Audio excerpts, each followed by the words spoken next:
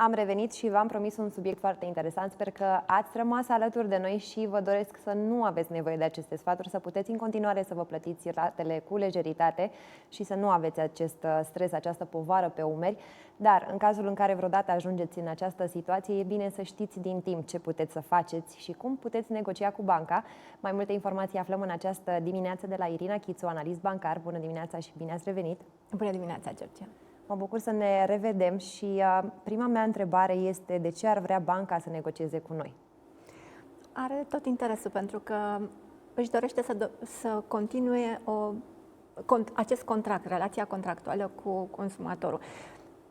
Așa, foarte mult se gândesc că da, banca nu vrea decât să-și ia poate toți banii, dar să nu uităm, banca ți-a împrumutat niște bani, își dorește să și recupereze înapoi și atunci, chiar dacă găsește câteva soluții cât să și recupereze poate un pic mai cu întârziere, dar îi recuperează. Acesta e cel mai important și păstrează relația contractuală și face și consumatorul fericit, e și ea fericită.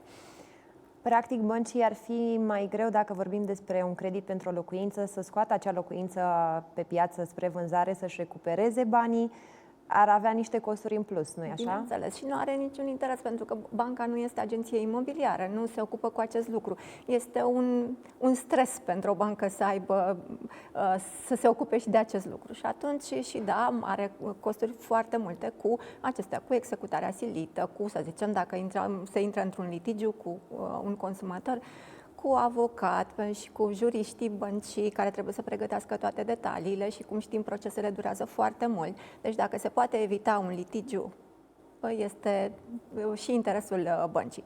Și cu atât mai mult e interesul consumatorului să se găsească o soluție, pentru că el este în nevoie.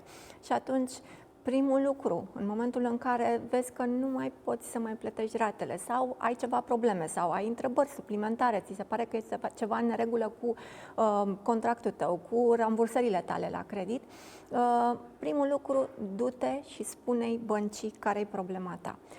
Că o faci pe mail, că o faci telefonic și apoi te duci la sucursală și stai de vorbă cu cineva, primul lucru, anunță că ai o problemă.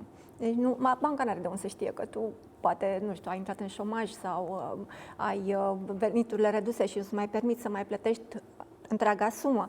Du-te înainte de a intra în incapacitate de plată, înainte de a opri plata ratelor, pentru că după 30 de zile de neplată ești raportat la birou de credit cu informații negative care sunt acolo 4 ani de zile și nu-ți mai dau posibilitatea să mai accesezi alte produse bancare la fel de ușor și după 3 luni de zile banca te poate executa oricând în baza contractului de credit. Deci riști prea mult. De ce? Cel mai bine iei legătura cu banca. Dacă, să zicem, ai luat legătura cu banca, poate nu ți-a oferit o soluție care să te mulțumească sau poate nu ai foarte multă încredere că ți-a oferit o soluție bună, că nu știi dacă e o soluție bună sau nu ți-a răspuns în cele 30 de zile care sunt obligatorii, du-te la Centrul de Soluționare Alternativă a Litigiilor în domeniul bancar. Pe scurt, CSALB. Au și site-ul csalb.ro, unde se găsesc absolut toate informațiile. Ce se întâmplă la acest centru?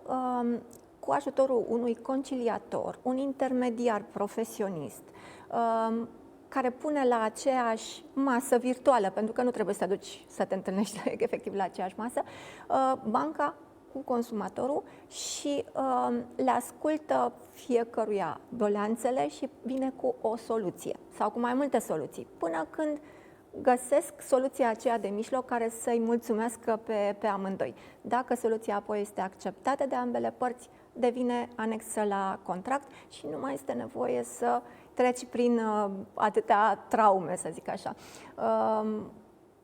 Este cel mai mare avantaj pentru consumator. Este gratuit, absolut tot procesul, 100%, deci nu are niciun cost, nu ai nimic de pierdut, adică nu ți se întâmplă ceva rău că ai apelat sau ai dezavantaje, nu, dimpotrivă. De-abia cu ajutorul conciliatorului înțelegi mai bine care sunt și drepturile și obligațiile din contract, pentru că, așa cum știm, contractele sunt de bancare sunt cu 14-20 de pagini, cu 1000 de cerințe sau drepturi, obligații pe care poate n-ai stat să le studiezi. Cu ocazia aceasta afli mai multe și despre propriul contract și de cum poți să îți îndeplinești obligațiile în acel contract, dar și care sunt drepturile. Și această negociere împreună cu banca prin CSALB se poate face să zicem, în urma transmiterii unui mail sau totul, adică nu trebuie să te întâlnești niciodată la aceeași masă sau fizic, pentru că și un consumator din Baia Mare sau un consumator din Botoșani poate să apeleze la Centrul de Soluționare Alternativă. Și sunt 4 modalități prin care poți să contactezi Centrul de Soluționare. Direct pe site-ul csalb.ro este o aplicație online unde îți lași datele de contact și care este problema, cu cine ai contractul de credit, unde ai, sau poate nu ai la bancă, ai la un IFN, la o instituție financiară nebancară. Deci dai aceste detalii și, dacă se poate, pune și documente care să-ți ateste starea ta de nevoie, că poate ai o problemă medicală, poate ai, să zicem, că ți s-au redus veniturile sau în familie sunt ceva probleme, orice care poate să susțină ție și să-ți motiveze cererea. De ce? Pentru că soluția pe care o oferă conciliatorul nu este o soluție conform literei contractului, este o soluție morală, în echitate, adică în care ține seama de problema ta și banca vine alături de conciliator cu o rezolvare cât să te ajute pe tine să-ți plătești până la urmă creditul. Acum, am zis, una dintre soluții este aplicația online, dar se poate face și pe e-mail. La fel se găsește pe site-ul CSALB acest e-mail sau direct la adresa prin poștă, la adresa centrului și cu ocazia aceasta lași această cerere care să ajungă sau există și un număr scurt, 021 9414, unde se pot cere detalii despre această procedură ca să-ți fie cât mai ușor. Au fost cereri rezolvate și într-o zi, acesta este recordul. Wow. Și maximum legal este de 90 de zile, deci, dar undeva la 40-45 de zile este media, deci mult mai repede decât, Doamne ferește, ajungi într-un proces cu banca, care poate să dureze și 2 ani, 5 ani și nu ți-ai rezolvat problema. Deci este de reținut faptul că, odată, să-ți documentezi, să-ți motivezi cererea, să nu renunți, pentru că poate banca vine cu o soluție care nu te mulțumește imediat și imediat să spui, păi da, nu pot să obțin nimic, exact cum așteptam, sau dimpotrivă, ai auzit că altcineva, un alt consumator a obținut poate ștergerea datoriei cu totul și de ce să nu-mi dea ștergerea datoriei? Nu, sunt soluții personalizate. Deci tocmai acesta este, deci nu se ține neapărat cont de contract, ci de situația ta personală și se vine cu o soluție pentru tine personal. Deci nu există aceeași soluție pentru toți cei care apelează la Centrul de Soluționare. Au fost peste 2000 de consumatori care au obținut, să zicem așa, beneficiu, dacă e de peste 5,25 milioane de euro. Deci, practic, unii și-au redus dobânzile, alții, banca a fost de acord să le reducă comisioanele sau să taie anumite comisioane, să le returneze anumite comisioane. Poate chiar adică de redus soldul sau poate chiar să închidă creditul în avans fără să mai ceară alții bani în plus, tocmai pentru că în cazul acestea au fost poate situații personale foarte grave. Dar a ținut cont de ele. Și băncile și-au făcut propriile departamente cu persoane care de acest lucru se ocupă, de negocierea prin Centrul de Soluționare, tocmai pentru a fi rapidă această soluție oferită și să se poată ajunge imediat la o soluție care să mulțumească atât consumatorul cât și banca. Și de reținut că dacă ai încercat la un moment dat și poate nu ai obținut ceea ce ai vrut, asta nu înseamnă că nu poți să mai încerci și a doua oară, pentru că se pot schimba poate să apară în viața ta atât lucruri pozitive, cât lucruri negative, ca de exemplu, să nu mai plătești ratele, dar poate să fie și lucruri pozitive. De exemplu, s-au născut 2 copii și nu mai ai aceleași venituri alocate pentru acea rată lunară obligatorie, care poate pentru un credit ipotecar e pe următorii 30 de ani și atunci ai nevoie de o soluție să-ți rezolvi acest impas, care poate să fie temporar sau pe termen lung. E interesantă discuția pentru că cumva ne schimbă și viziunea pe care o avem asupra băncilor, că sunt instituții fără suflet. Iată un domeniu în care, de exemplu, inteligența artificială n-ar putea să funcționeze pentru că ai nevoie de empatie și ai nevoie de oameni care să coordoneze această situație și să găsească o soluție personalizată pentru fiecare caz în parte.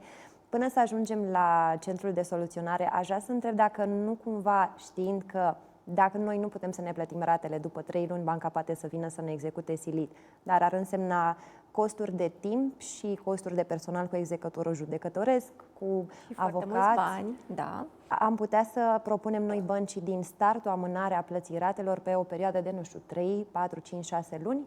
Ar putea să funcționeze o astfel de negociere? Da, bineînțeles. A fost, deci, în primul rând, te duci către bancă și încerci să negociezi direct cu banca.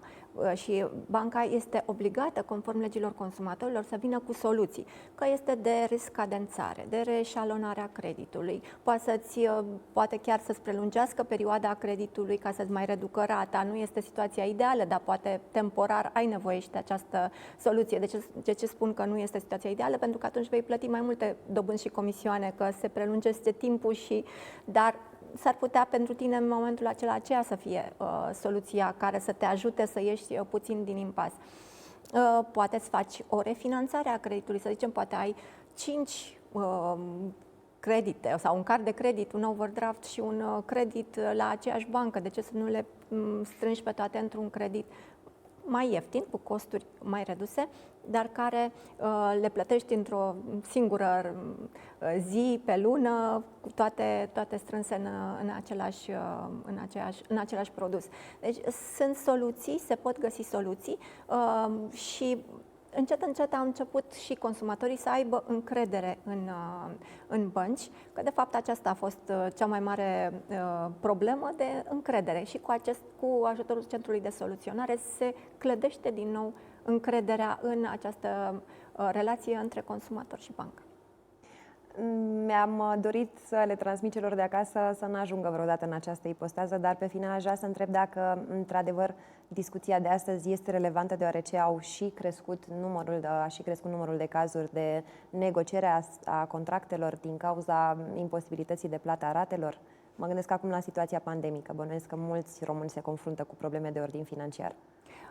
Am avut această suspendare de rate conform cu care anul trecut, imediat cum a început pandemia, când într-adevăr au avut nevoie consumatorii de o perioadă de respiro, dar au venit întâi băncile cu propriile lor soluții de amânare 3-6 luni, apoi a venit ordonanța de urgență care a dat posibilitatea oricărei persoane să-și suspende ratele timp de maxim 9 luni.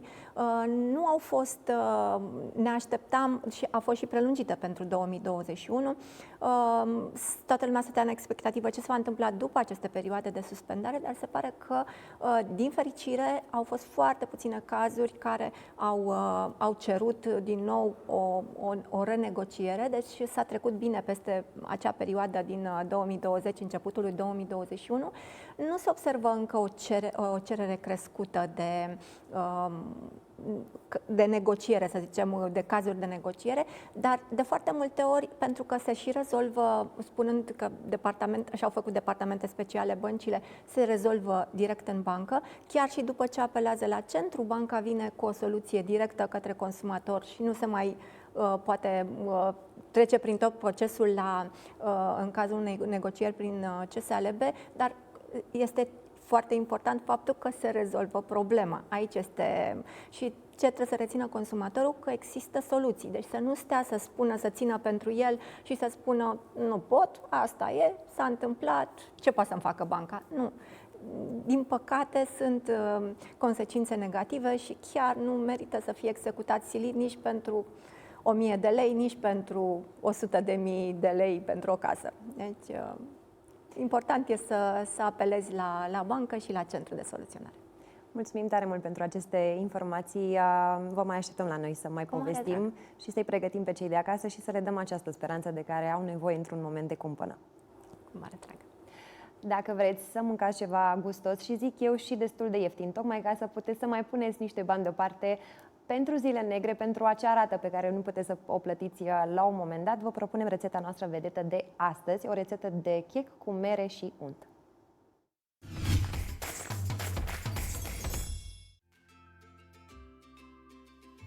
Bun găsit, dragii mei!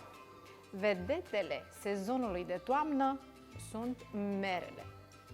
Astăzi voi pregăti o rețetă specială împreună cu Irina Precup. Bună, Irina! Bună, Mihaela! Vreau să știu ce îmi pregătești astăzi pe bază de mere. Mă gândeam să facem un chec cu unt, cu mere și să-l servim fierbinte cu o cupă de înghețată. Îmi Ce place! spui? Da!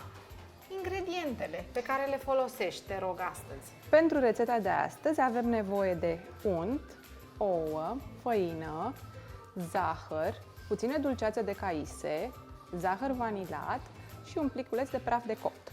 Nu ne rămâne decât să trecem la treabă. Începem? Sigur, te rog!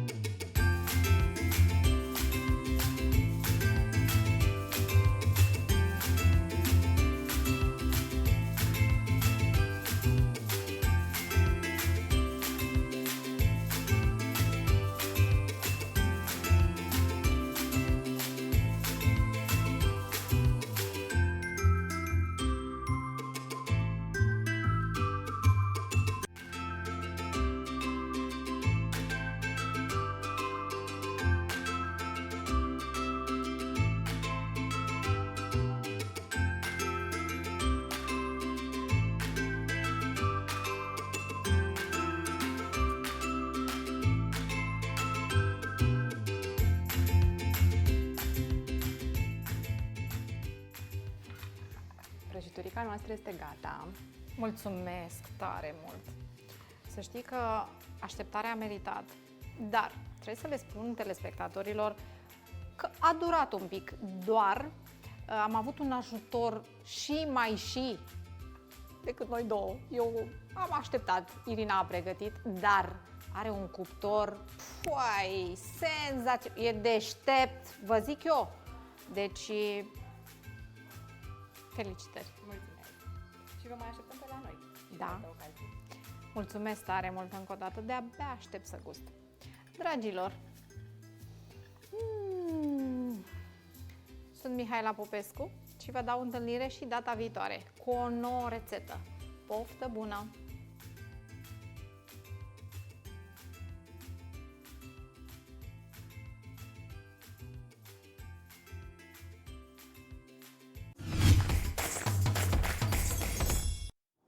Nu știu cum a fost la voi, eu nu pot să zic că mi-amintesc, ci mi s-a povestit și mai apoi am văzut-o pe bunica cum proceda cu frățiorul meu mai mic, în momentul în care eu deja eram mare, făcea niște exerciții de înviorare, el fiind bebeluș, și vorbim despre acest aspect, dar încercăm să vă dăm câteva sfaturi în această dimineață, să fie un proces nu doar intuitiv, ci și corect și sănătos, iar despre acest program dedicat stimulării motorii a bebelușilor vorbim în această dimineață cu Raluca Chișu, fondator al Asociației Kineto Bebe. Bună dimineața și bine ai revenit! Bună dimineața și bine v-am regăsit, mă bucur tare mult să fiu alături de voi și să aducem tot timpul vești bune, nu? Pentru că așa am spus, aducem doar vești bune, interesante și informații bune pentru părinți. Ai alături de tine, observ pe masă, un ghid de stimulare prin mișcare. Așa este, este de fapt motivul pentru care în dimineața aceasta suntem alături de voi, pentru că într-un final, după un an de muncă, a ieșit acest ghid care este dedicat părinților și medicilor de familie. Sunt repere în dezvoltarea motorii a copilului și kinetoterapeutul coordonator al centrelor Kineto Bebe, al Asociației Kineto Bebe, Iulian Nicolae, a pus aici toate informațiile cu mult drag și răbdare și, bineînțeles, pe un limbaj pe care putem să-l înțelegem și putem să-l folosim acasă. Sunt informații pentru părinți, cum să ne jucăm cu copiii la vârsta lor, cum să ne jucăm ca să-i dezvoltăm motor corect și, bineînțeles, să nu facem nimic intuitiv, ci să facem doar lucruri care aduc bine copilului și avantaje în dezvoltarea lor neuromotorie. Spuneai că se poate și greși din acest punct de vedere, chiar dacă părinții, bunicii au intenții bune, e posibil. Uite, eu mi-amintesc că am și văzut o poză la un moment dat, cum nașa mea mă scotea din cădița de baie când eram bebeluș, luându-mă de cap. Pare înfricoșător, eu nu știu dacă făcea bine, eu nu resimt acum nicio traumă fizică, dar bănuiesc că nu poți pur și simplu să intuiești că ar putea fi bine o astfel de manevră pentru un bebeluș. Cu siguranță, părinții au acela al 6-lea, al 7-lea, al 8-lea simț, mai ales mamele, când este vorba de copiii lor și intuim, dorim să facem bine, dorim să suprastimulăm copilul, dorim să facem totul ca celui mic să-i fie bine, să se dezvolte repede și de multe ori, mai vorbeam noi, este această tendință de suprastimulare, de grăbire a dezvoltării motorii a copiilor, de a pune repede copilul în picioare și a lăsa să meargă sau a învăța să meargă repede. Copilul are nevoie de etapele lui de dezvoltare, de timp să se poată dezvolta și totul se face în timp, atunci când copilul este pregătit și el singur să facă anumite lucruri. Degeaba grăbim anumite lucruri, pentru că cel mic are nevoie de o dezvoltare motorie corectă, are nevoie de mușchi care să-i susțină mișcările, are nevoie de coordonare, ca mai departe și mai târziu să nu existe asimetrii și să fie un adevărat adult sănătos.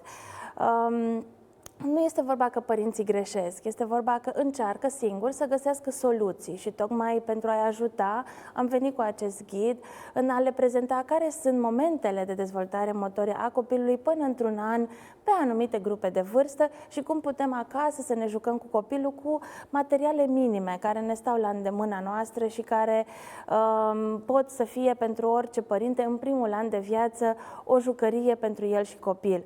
Să nu uităm că dezvoltarea fizică, dezvoltarea motorie a copilului în primul an înseamnă și dezvoltare cognitivă, adică ne ocupăm și de inteligența lui, de emoțiile lui. Este o activitate pe care o facem acasă, o facem într-un mediu sigur și o facem, bineînțeles, atunci când copilul este pregătit pentru astfel de activitate, adică nu când este somn, nu când dorește să mănânce, nu înainte de alte etape ale zilei, gen băiță sau plimbare. Sunt lucruri pe care e bine ca orice părinte, orice bunic, chiar și bonele sau frații, cei care stau alături de bebeluș să facă, pentru că înseamnă și timp de calitate alături de cel mic. L-ai menționat pe Iulian Nicolae, kinetoterapeutul coordonator al acestui ghid și, bineînțeles, cel care este alături de voi la Kineto Bebe, și ne dorim să îl salutăm și noi în această dimineață. Îți spun, Iulian, bună dimineața și bine ai venit alături de noi. Bună dimineața, bine v-am găsit! Mă bucur să ne auzim, nu avem timp să parcurgem alături de tine întreg ghidul în această dimineață, așa că te-aș ruga să ne spui care sunt ideile esențiale de care ar trebui să țină cont părinții, bunicii, bonele, frații, surorile și așa mai departe. Am înțeles. Cel mai important de știut e că fiecare copil are gradul de dezvoltare. Toate aceste lucruri care se petrec se încadrează într-o anumită perioadă de timp. Și atunci trebuie să știm modul în care ne jucăm cu copilul sau îl stimulăm să fie cel adecvat vârstei lui. Urmărind ghidul, putem să facem, să spunem noi ca și părinți, o minimă evaluare a copilului, să dăm seama cam pe unde se încadrează el ca și abilități motorii și în funcție de acest lucru să-l putem stimula. Exercițiile vizează atât dezvoltarea motorii, ceea ce vedem noi ca și idee de mișcări, adică dezvoltarea motorie grosieră, cât și îmbunătățirea controlului vizual, îmbunătățirea din punct de vedere al dezvoltării cognitive. Toate lucrurile astea împreună fac parte din dezvoltarea copilului. Ce te-a motivat în compunerea acestui ghid? Faptul că ai muncit, iată, aproape un an de zile la acest ghid. Care a fost lucru care te-a împins de la spate?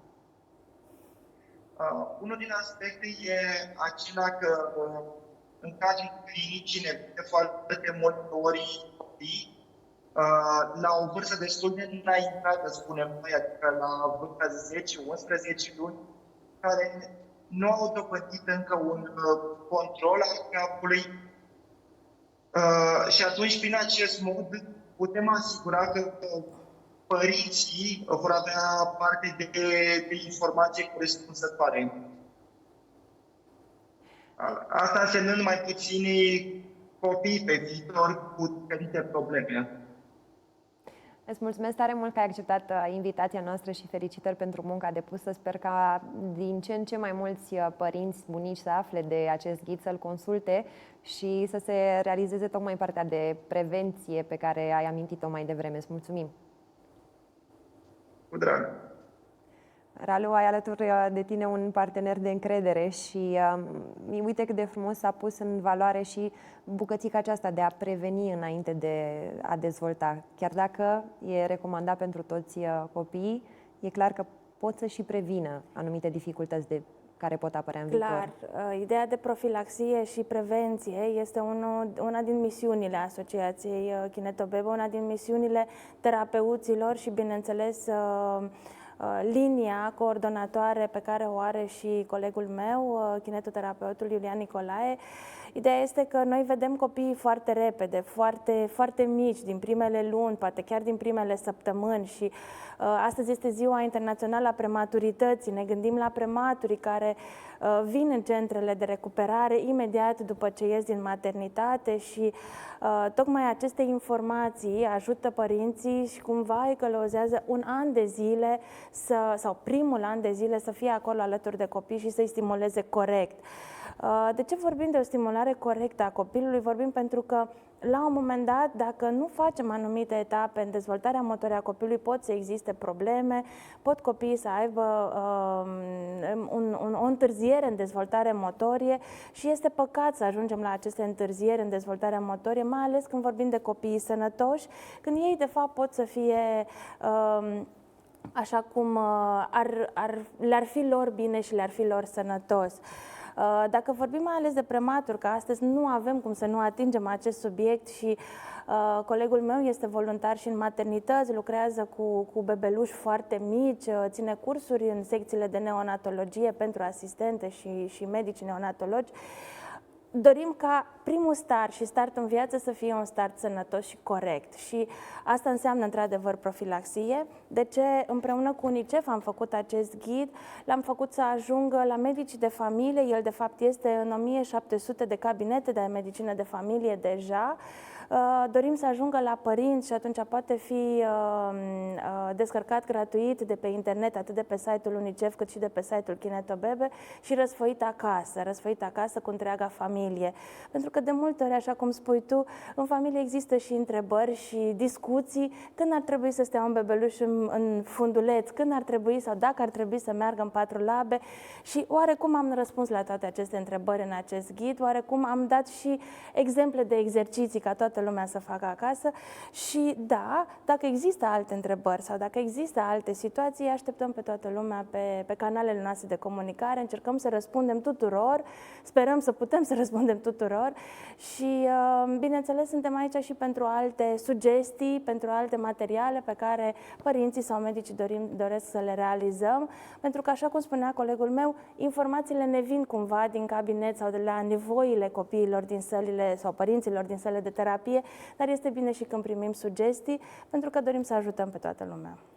Acum aș extinde puțin direcția acestui ghid și aș îndemna și pe cei care poate nu au copii, dar au prieteni care au copii mici.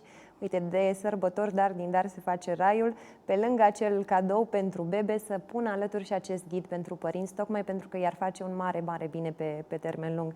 Îți mulțumesc că ai venit în această dimineață. Încă o dată felicitări pentru proiectul pe care l-ai realizat în această perioadă. Sunt convinsă că urmează multe altele și te aștept cu drag de fiecare dată să ne bucuri cu intențiile frumoase pe care le pui în aplicare. Mulțumesc mult, mulțumesc și echipei care s-a implicat în acest proiect și, bineînțeles, vă mulțumesc vouă pentru că ne-a ajutat să ducem aceste vești mai departe. E foarte important lucrul acesta. Cu mare drag, asta este și dorința noastră, să ajungă mai departe și cred că mai departe va ajunge și sora lui Alice Ene.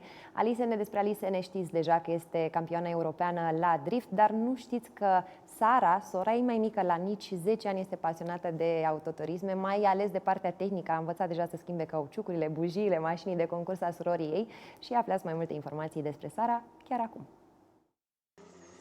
Alice Ene este campioană europeană de drift, lucru care este deja bine cunoscut. Mai puțin știut este că Alice are o soră care la nici 10 ani este fascinată de tot ce ține de mașina de concurs. Sara e nebunită de partea tehnică a bolidului, știe să schimbe cauciucurile și bujiile mașinii cu care concurează sora ei mai mare. Nu m-am așteptat și nici nu m-am gândit că o să ajungă atât de departe într-un timp atât de scurt. Sara nu e înnebunită să conducă mașinile, în schimb se pricepe foarte bine la tot ce ține de partea tehnică. Merge împreună cu tatăl lor la aproape toate cursele și antrenamentele lui Alice și este cea care îi pregătește mașina înaintea etapelor în care sora cea mare concurează. Tati m-a învățat prima dată, mi-a arătat cum să fac și după mi-a mai dat de câteva ori și așa am învățat. Bunicii știu și spun că dacă vrei să fii așa mereu murdară pe mâini, o să ai mâinile făcute. Și tu, cum vrei să fii când o să fii mare? Vreau să mă fac mecanic.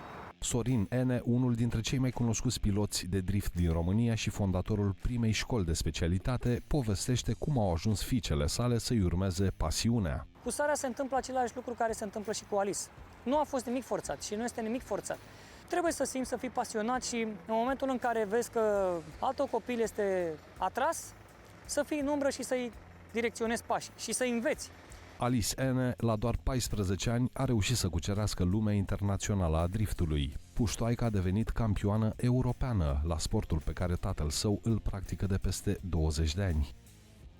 O familie foarte frumoasă, toți născuți sub stele deosebite și nu zic întâmplător de stele, pentru că urmează informații din lumea astrelor care ne vor ajuta pe noi să ne ghidăm astăzi. Rămâneți alături de noi pentru că urmează horoscopul zilei.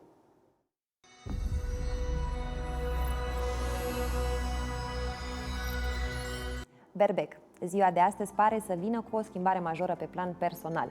În sfârșit, primești o veste pe care o aștepți de foarte mult timp și care va aduce multe noutăți în relația cu partenerul de cuplu. Este posibil ca în curând să achiziționezi un bun important.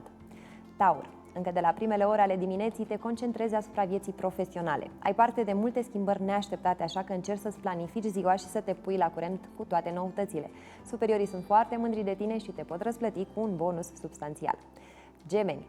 Aceasta pare să fie o zi destul de aglomerată și de tensionată pentru tine. Multe planuri vor fi date peste cap, însă tu trebuie să-ți păstrezi calmul și să dai dovadă de profesionalism. În discuțiile cu partenerii de afaceri te poți descurca foarte bine dacă îți prezinți sincer proiectele și planurile. Rac. Încerci ca astăzi să acorzi o atenție deosebită relațiilor pe care le ai cu oamenii dragi din viața ta.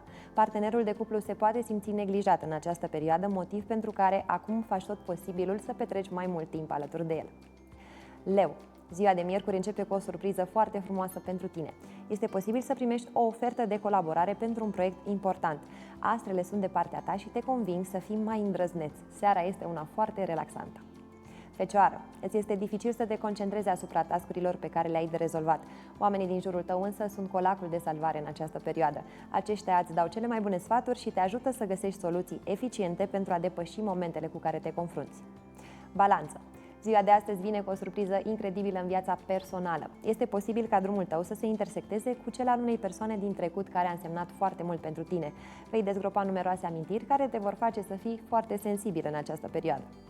Scorpion, profiți de această zi destul de liniștită pentru a te relaxa. Din fericire, nu ai niciun plan pentru astăzi care să presupună pregătire sau agitație.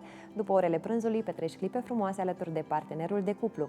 În cazul în care ești singur, astrele îți pot face o surpriză. Săgetător. Astăzi te confrunți cu o mică problemă pe plan personal. Îți este dificil să te ocupi de ea deoarece poți dezgropa amintiri îngropate și uitate. Din păcate, astrele nu te pot ajuta în acest sens, așa că trebuie să te îmbărbătești și să dai dovadă de maturitate în decizia pe care o iei. Capricorn. Din cauza unei probleme mai vechi, este posibil să ai parte de o discuție destul de serioasă cu partenerul de cuplu. Situația se poate complica și mai mult din cauza că amândoi sunteți încăpățânați și nu știți să faceți compromisuri. O persoană dragă te poate ajuta cu un sfat bun în această privință. Vărsător. Astăzi ești foarte liniștit și pare să fie o perioadă tocmai bună pentru a te ocupa de viața sentimentală. Este posibil să simți nevoia unei schimbări în relația de cuplu. O discuție serioasă cu persoana iubită te poate ajuta să iei o decizie cu privire la ce-ți dorești pe viitor. Pești. Ziua de astăzi vine cu câteva schimbări în ceea ce privește viața profesională. Poate fi vorba despre primirea unui nou proiect sau chiar despre transferarea la un alt departament. Încearcă să te adaptezi cât mai repede acestor modificări și să-ți coordonezi acțiunile cu cele ale colegilor. Aflăm în detaliu horoscopul zilei pe horoscop.cudica.ro și vă invit să ne revedem cu colegii noștri de la After School Învățăm împreună, care ne răsfață cu diferite istorii și de data aceasta aflăm care este istoria zilei de Black Friday. Salut și bine v-am găsit la o nouă rubrică de cultură generală. Sunt Ionuț, proful vostru de dirigenție, iar astăzi vom vorbi despre un fenomen, o sărbătoare intergalactică, interplanetară, da, despre Black Friday.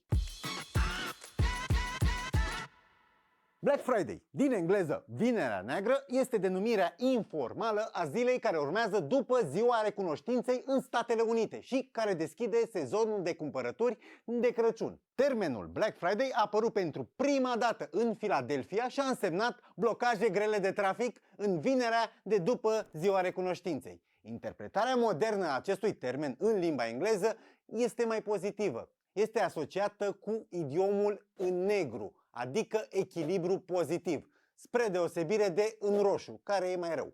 Ceea ce înseamnă că mulți vânzători vor fi în creștere în această perioadă, practic în această zi. Deoarece Ziua Recunoștinței este a patra zi de joi din noiembrie, Black Friday este în ziua de vineri de după ea și are loc în fiecare an între 23 și 29 noiembrie. Black Friday este cea mai aglomerată zi de cumpărături din Statele Unite. În anul 2009, numărul cumpărătorilor a fost de 134 de milioane de persoane, care au cheltuit în total, da, 10,69 de miliarde de dolari. De la începutul secolului 21, comercianții din SUA au încercat să introducă o Vinerea Neagră în alte țări din întreaga lume. Vânzătorii din afara SUA au încercat să promoveze ziua pentru a rămâne competitivi cu comercianții online din SUA. Timp de secole, adjectivul negru a fost aplicat zilelor în care au avut loc calamități. Multe evenimente au fost descrise drept Vinerea Neagră, deși cel mai semnificativ astfel de eveniment din istoria Americii a fost panica din 1869, care a avut loc atunci când finanțatorii Jay Gould și James Fisk au profitat de legăturile lor cu administrația Grant la încercarea de a încolți piața aurului. Practic, ei aveau informații din interior și astfel au reușit să fenteze bursa din Statele Unite. Aceste informații erau și sunt ilegale. Când președintele Grant a aflat de această manipulare, a ordonat trezoreriei să elibereze o cantitate mare de aur, ceea ce a oprit cursa și a făcut ca prețurile să scadă cu 18%. Averi s-au făcut și s-au pierdut într-o singură zi. Cea mai veche utilizare a termenului de Vinerea Neagră, care a fost folosită pentru a se referi la ziua de după Ziua Recunoștinței, a avut loc în jurnalul Factory Management and Maintenance din noiembrie 1951 și din nou în 1952. Aici se referea la practica ca muncitorii să se îmbolnăvească în a doua zi de Ziua Recunoștinței pentru a avea un weekend de 4 zile. Cu toate acestea, această utilizare nu pare să fi prins. Aproximativ în aceeași perioadă, termenii Vinerea Neagră și Sâmbăta Neagră au ajuns să fie folosiți de poliția din Philadelphia și Rochester pentru a descrie aglomerația și congestionarea traficului care însoțește începutul sezonului de cumpărături de Crăciun. În 1961, orașul și comercianții din Philadelphia au încercat să îmbunătățească condițiile, iar un expert în relații publice a recomandat un rebranding, numind aceste zile Vinerea Mare și Sâmbăta Mare, dar acești termeni au fost uitați rapid. Folosirea expresiei s-a răspândit încet, apărând pentru prima dată în The New York Times pe 29 noiembrie 1975, în care încă se referă în mod specific la cea mai aglomerată zi de cumpărături și trafic a anului, din Philadelphia. Deși a devenit în curând mai răspândit, The Philadelphia Inquirer a raportat în 1985 că vânzătorii din Cincinnati și Los Angeles încă nu cunoșteau termenul, adică pentru ei nu exista Black Friday. Pe măsură ce expresia a câștigat atenția națională la începutul anilor 1980, comercianții care se opuneau utilizării unui termen derizoriu pentru a se referi la una dintre cele mai importante zi de cumpărături ale anului, au sugerat o derivație alternativă. Comercianții cu amănuntul funcționau în mod tradițional cu o pierdere financiară pentru cea mai mare parte a anului, ianuarie până în noiembrie, și și-au făcut profit în perioada sărbătorilor, începând cu ziua de după Ziua Recunoștinței. Când acest lucru a fost înregistrat în evidențele financiare, practicile contabile obișnuite utilizeau cerneală roșie pentru a afișa sumele negative și cerneală neagră pentru a afișa numerele pozitive. Vinerea Neagră, conform acestei teorii, este începutul perioadei în care comercianții cu amănuntul nu ar mai fi în roșu, adică în pierdere. În decenii mai recente, comercianții cu amănuntul la nivel mondial au adoptat termenul și data pentru a-și anunța propriile vânzări de sărbători. Practic să-și facă și ei puțin marketing. Conceptul a fost importat și în România și a devenit mai mare de la an la an. De exemplu, doi comercianți mari de electronice și electrocasnice au raportat cele mai mari vânzări de Black Friday în 2014. Primul a vândut produse în valoare de aproximativ 37 de milioane de euro, în timp ce cel de-al doilea a totalizat 22 de milioane de euro. După care sute de alți retaileri și-au anunțat participarea la campania din anul următor, din 2015. Vorbind de 2015, atunci 11 milioane de români au spus că au auzit de Black Friday, care reprezintă 73%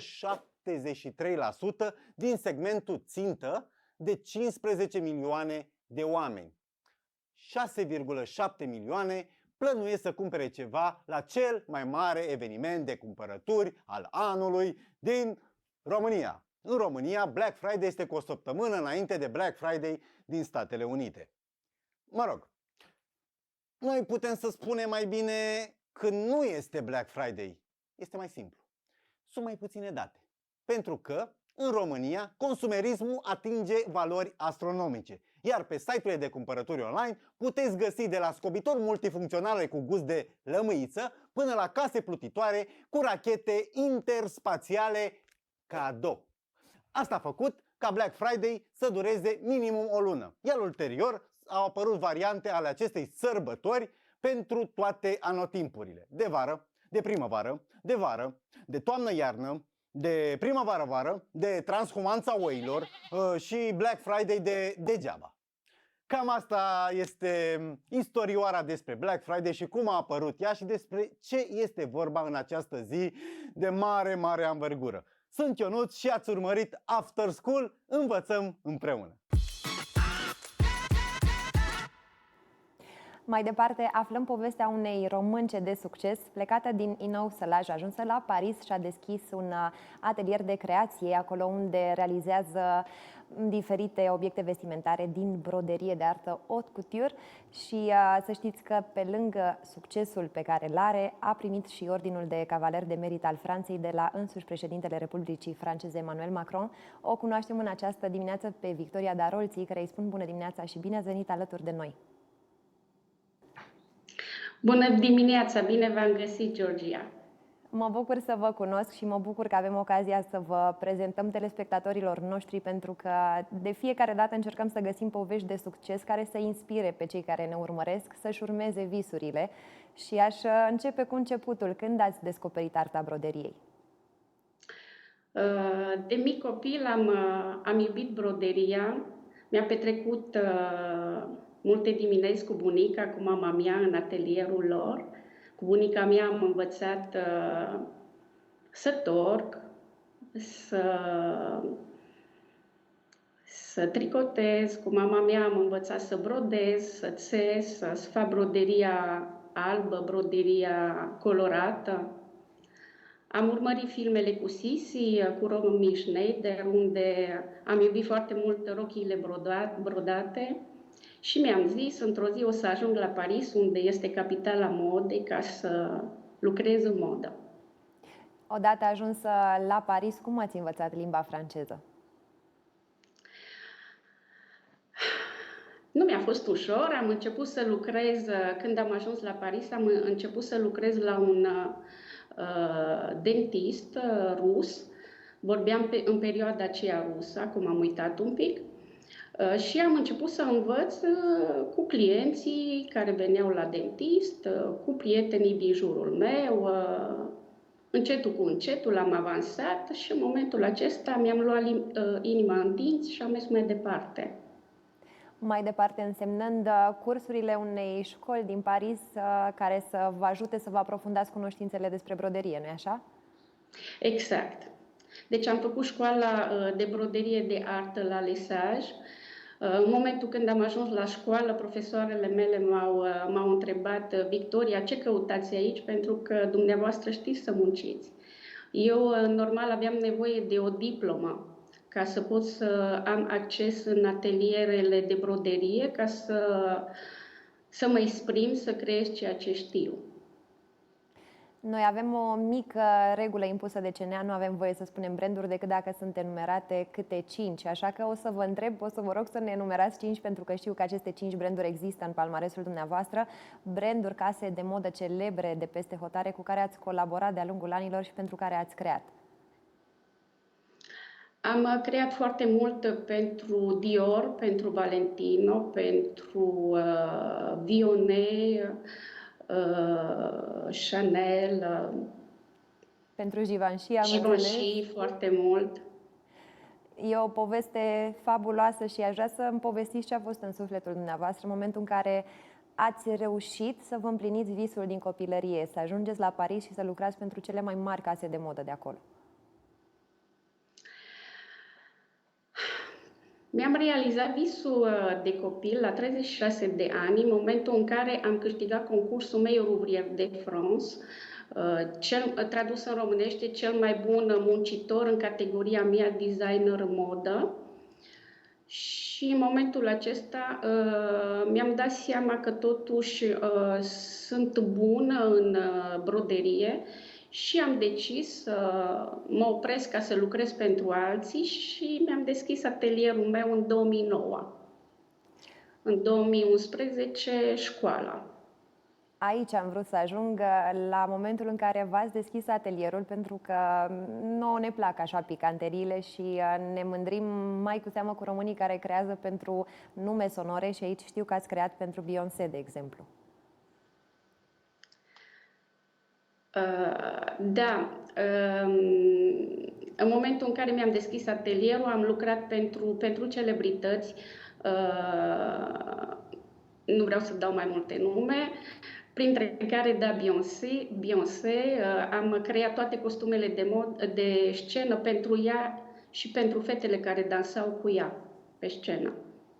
Deci, costumele au fost realizate de casa de modă Givenchy, iar broderia de atelierul Victoria Darolzi.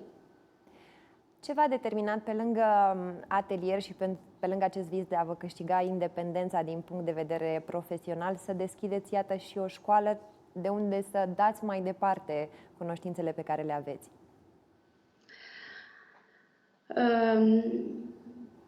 Cunosc foarte multe tehnici și mi-ar părea rău să nu le transmit mai departe și asta m-a motivat ca să deschid școala Victoria Darolzi în 2011.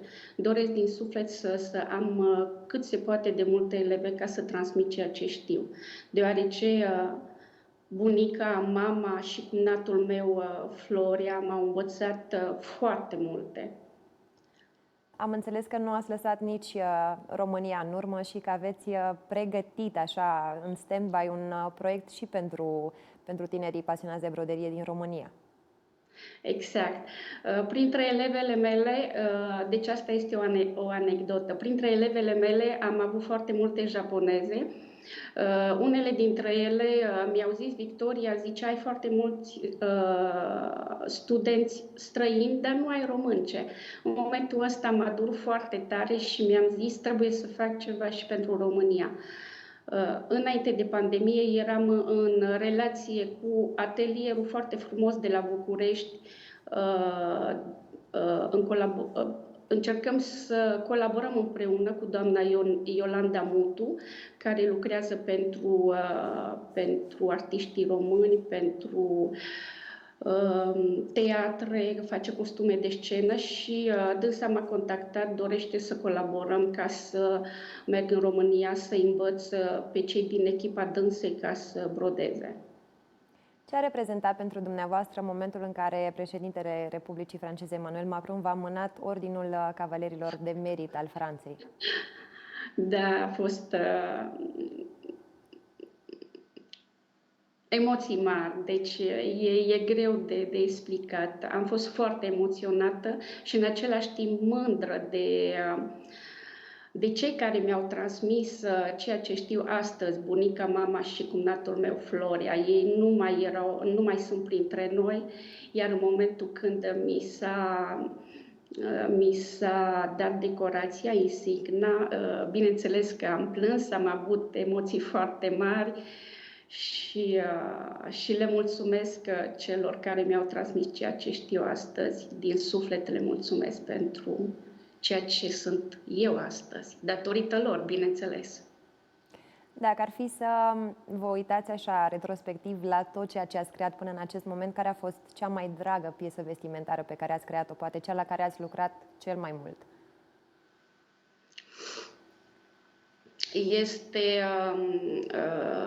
Este opera cu care am câștigat concursul cel mai bun designer din Franța. Am calculat 1200 de ore și după aia m-am oprit pentru că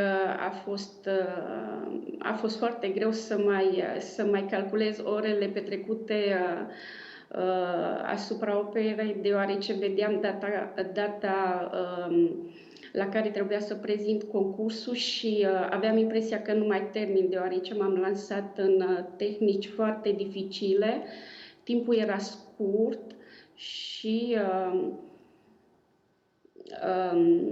deci am început să panichez că nu o să termin lucrarea. Cu toate acestea ați terminat-o și este fabulos acest număr de ore, chiar și așa aproximat. Denotă foarte multă pasiune și vă mulțumesc că ne-ați oferit în această dimineață șansa să vă cunoaștem și că ați pus atât de multă emoție în cuvintele pe care ni le-ați transmis în această dimineață. Vă mulțumesc și vă mai aștept pe la noi în cazul în care vizitați România. Vă aștept chiar aici în platou să ne și întâlnim. Cu drag, eu vă mulțumesc! După această poveste fascinantă, eu zic că merită luată o pauză de publicitate tocmai pentru a lăsa informația să se așeze și cine știe, poate că în acest moment aveți o conștientizare și vă urmați visul. Revenim imediat.